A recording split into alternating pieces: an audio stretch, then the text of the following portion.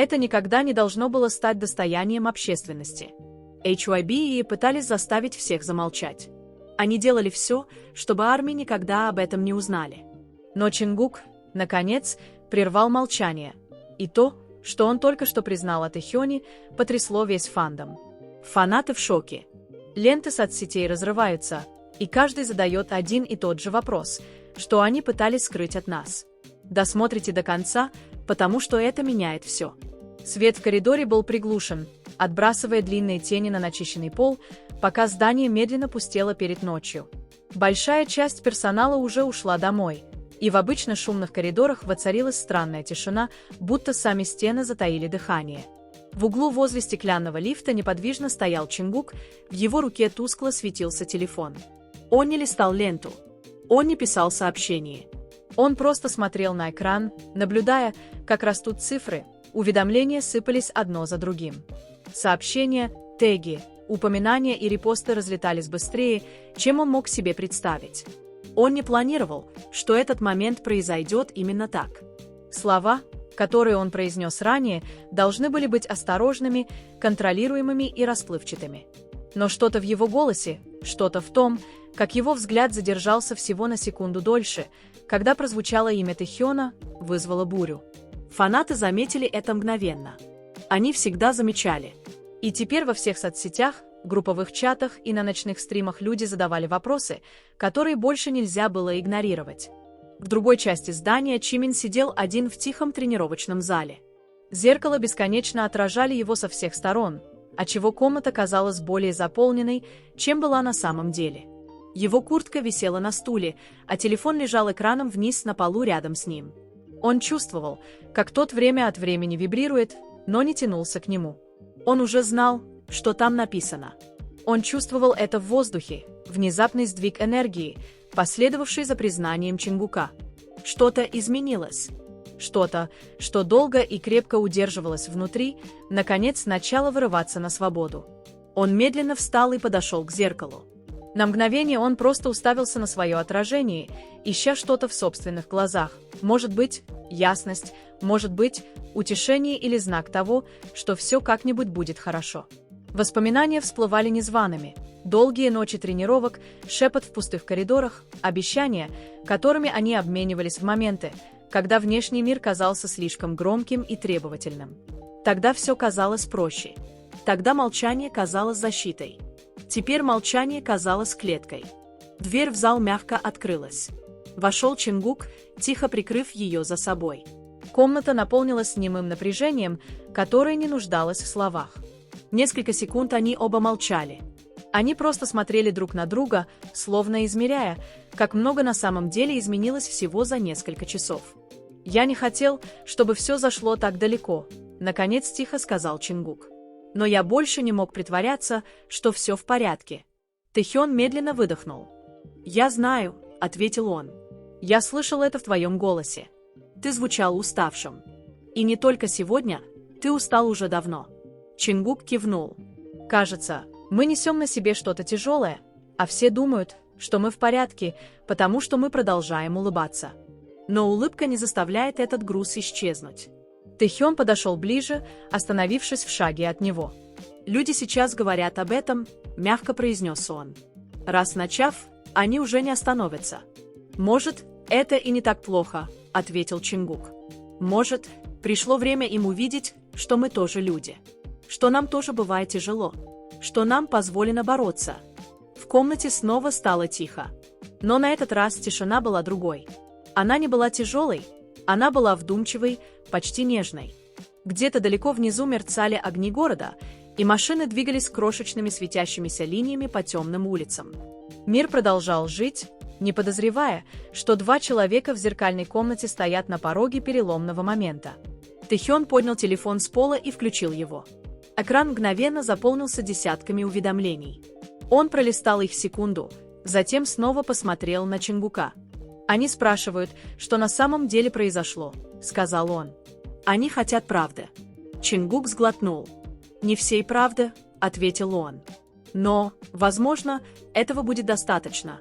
Тэхён помедлил, затем слегка кивнул. «Если мы собираемся что-то сказать, давай сделаем это вместе». В Впервые за ту ночь Чингук улыбнулся. Не той заученной улыбкой для камер, а тинхуй, облегченной, предназначенной для друга, который действительно понимает. И в этот простой момент, в комнате с бесконечными отражениями, показалось, что началась новая глава, где молчание больше не было единственным ответом, и где их голоса, наконец услышанные, могли изменить не только их собственную историю. На следующее утро рассвет наступил быстрее, чем они ожидали.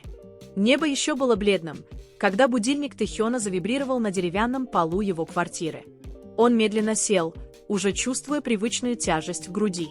За ночь накопились горы сообщений, менеджеры, друзья и бесчисленные уведомления от фанатов, которые разбирали по кадрам каждое движение из вчерашнего ролика. Он не стал ничего открывать сразу. Вместо этого он подошел к окну и раздвинул шторы. Город просыпался, не зная, что его имя снова в трендах по причинам, к которым никто в компании не был готов. На улицах люди спешили на работу с кофе в руках, слышался смех на автобусной остановке. Все это казалось странно далеким, будто он наблюдал за жизнью через стекло. В это же время на другом конце города Чингук уже проснулся. Он сидел за маленьким кухонным столом, перед ним остывал нетронутый кофе. Имя его менеджера высветилось на экране телефона уже в 3-й раз за утро, но он позволил вызову завершиться. Он знал, какой разговор его ждет.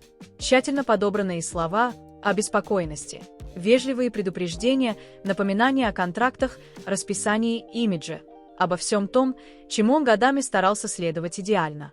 Вместо этого он открыл чат с Тэхёном. Он писал, стирал и снова переписывал одно и то же предложение трижды, прежде чем нажать «Отправить». «Ты в порядке?» Ответ пришел почти мгновенно. «Не совсем, но думаю, что буду». Чингук на мгновение уставился на сообщение, затем встал. Он схватил куртку и ключи, даже не допив кофе. Он точно знал, куда ему нужно ехать.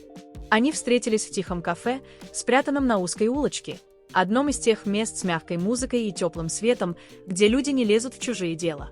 Тэхён уже был там, он сидел в угловом кресле, низко натянув капюшон, и сжимал в руках кружку, к которой так и не прикоснулся. «Выглядишь так, будто не спал», — сказал Чингук, присаживаясь напротив. Тэхён издал короткий усталый смешок. «Ты тоже». Какое-то время они просто сидели, слушая звон чашек и тихий ропот разговоров вокруг. Наконец Тэхён нарушил молчание. «Они просят сделать заявление», — сказал он. «Хотят, чтобы мы разъяснили, что ты имел в виду». Чингук медленно кивнул. «Хотят, чтобы мы сделали вид, будто ничего не происходит». «А чего хочешь ты?» — спросил Тэхён. Чингук замялся. «Я хочу, чтобы мы были честными. Не обо всем на свете, а просто о том, как нам было тяжело». Тэхён посмотрел на свои руки. «Думаешь, они позволят нам?» «Может и нет», — признал Чингук.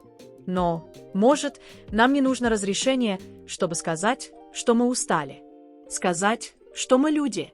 Тэхён поднял взгляд и встретился с глазами Чингука. В них был страх, но и что-то еще, облегчение. Или тихая решимость. «Если мы это сделаем», — сказал он, — «то сделаем это вместе». Чингук кивнул. «Вместе». Снаружи пошел легкий дождь, мягко застучав по окну кафе. Это чувствовалось как пауза перед чем-то грандиозным, чем-то неизбежным. Никто из них не знал точно, что будет дальше, но оба чувствовали. Что бы ни случилось, их голоса больше не останутся за закрытыми дверями. И где-то там, за пределами тихого кафе, мир ждал их. Дождь прекратился, когда они вышли из кафе. Воздух пах чистотой и свежестью. Тэхён натянул капюшон пониже, а Чингук шел на полшага позади. Оба двигались тихо, стараясь не привлекать внимания. К тому времени, как они подошли к зданию компании, их телефоны снова начали разрываться. Уведомления наслаивались друг на друга. Фанаты делились замедленными кадрами, секции комментариев полнились теориями, заголовки газет намекали на некую сенсацию. Чингук остановился у входа, взглянул на экран. На секунду его палец завис над сообщением от руководства. Затем он заблокировал телефон и убрал его в карман. Внутри атмосфера была непривычной. Сотрудники говорили вполголоса, отводя глаза, когда кто-то из них проходил мимо. Стены казались ближе, потолки ниже, Словно само здание сжималось под давлением того, что должно было быть сказано. Их провели в небольшую комнату для совещаний, где пахло кофе и типографской краской. Длинный стол занимал почти все пространство, и несколько стульев уже были заняты людьми в строгих пиджаках с невозмутимыми лицами. Им предложили вежливые, профессиональные, тщательно отмеренные улыбки. Один из менеджеров откашлялся. Мы видели реакцию. Все распространяется быстрее, чем ожидалось. Чингук положил руки на стол. «Люди беспокоятся», — тихо сказал он. «Они думают, что от них скрывают что-то серьезное». «Мы с этим справимся», — плавно ответил другой голос. Короткое разъяснение успокоит фанатов. Тэхён почувствовал, как челюсти сжались. «Разъяснение», — мягко повторил он. «Или исправление». В комнате стало тихо. Чингук взглянул на Тэхёна, затем снова на людей напротив. «Мы не хотим лгать», — сказал он. «Мы просто хотим сказать, что времена были трудными, что мы были под огромным давлением». Последовала неуютная пауза. Наконец кто-то медленно кивнул. «Мы можем разрешить общее заявление об усталости», — сказали они, но не более того. Тэхён выдохнул через нос, сдерживая желание высказать все, что копилось в нем годами. Чингук заметил напряжение в его плечах и заговорил снова, на этот раз тверже. «Нам нужны наши собственные слова. Не что-то, что звучит пусто». Снова тишина. Шорох бумаг. Стук ручки по столу. Наконец был достигнут компромисс. Короткие, тщательно выверенные строки, упоминающие плотный график, эмоциональное истощение и благодарность фанатам.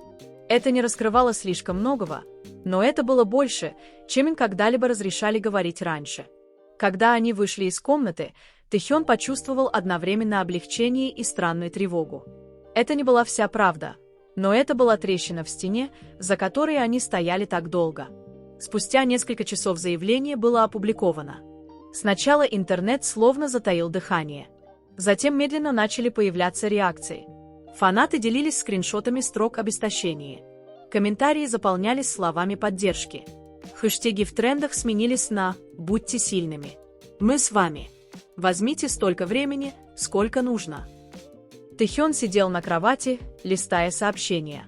Некоторые были длинными и искренними, другие – просто короткими фразами с сердечками. Но вместе они ощущались как теплая волна, накрывающая его с головой. Он и не подозревал, как сильно нуждался в этом утешении. На другом конце города Чингук прислонился к стене своей квартиры, телефон светился в полумраке. Он прочитал одно сообщение, в котором говорилось «Спасибо за честность. Мы рядом». Он закрыл глаза, медленно вдыхая, будто наконец отпуская что-то, что сжимало его грудь годами. Они не стали сразу звонить друг другу. В этом не было нужды. Тишина между ними теперь была другой, легче, мягче, наполненной негласным пониманием вместо страха. За окном один за другим зажигались огни города.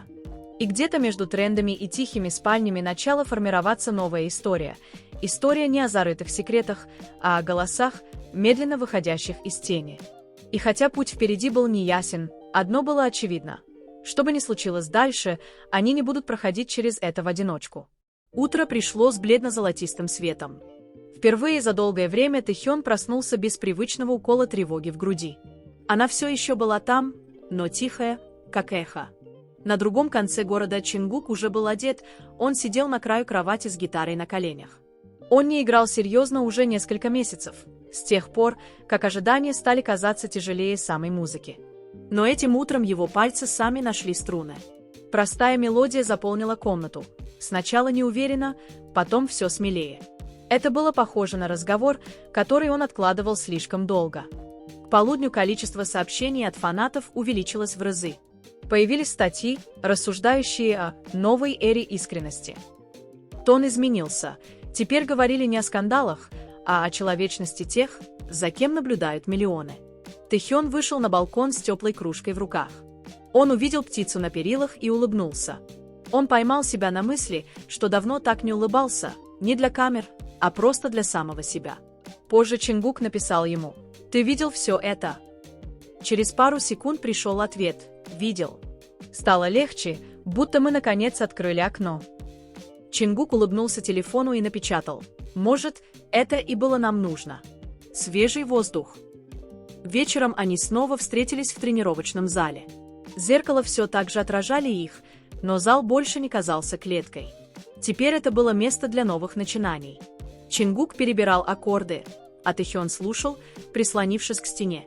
«Как думаешь, мы правда сможем что-то изменить?» — тихо спросил Тэхён. «Думаю, мы уже изменили», — ответил Чингук. «Может, не все, но что-то важное». Тэхён кивнул, глядя на руки Чингука на гитаре. «Я хочу снова делать музыку, которая кажется честной», — сказал он. «А не просто идеальной». Пальцы Чингука замерли. «Я тоже». Они стояли в мягком гуле комнаты, окруженные отражениями самих себя, которые больше не напоминали о давлении, а говорили о возможностях. Снаружи фанаты продолжали надеяться и ждать. Но внутри этого зеркального пространства два голоса наконец начали звучать как их собственные. И где-то между тихими аккордами и вечерним светом рождалось обещание, не написанное на бумаге, не произнесенное вслух, но глубоко понятое обоими. Что бы ни случилось дальше, они пойдут вперед с чуть большей правдой и чуть меньшим страхом. Следующие недели прошли в странном новом ритме. Графики были все так же плотно забиты, камеры ждали, ожидания никуда не исчезли, но что-то внутри них обоих сдвинулось. Тэхён заметила это на репетициях, музыка стала восприниматься иначе, не просто как хореография, которую нужно выучить, а как нечто, несущее смысл. Он ловил себя на том, что напевает в перерывах, добавляя эмоции в движение, и впервые за долгое время ему не хотелось скрывать свои чувства. Чингук тоже это чувствовал.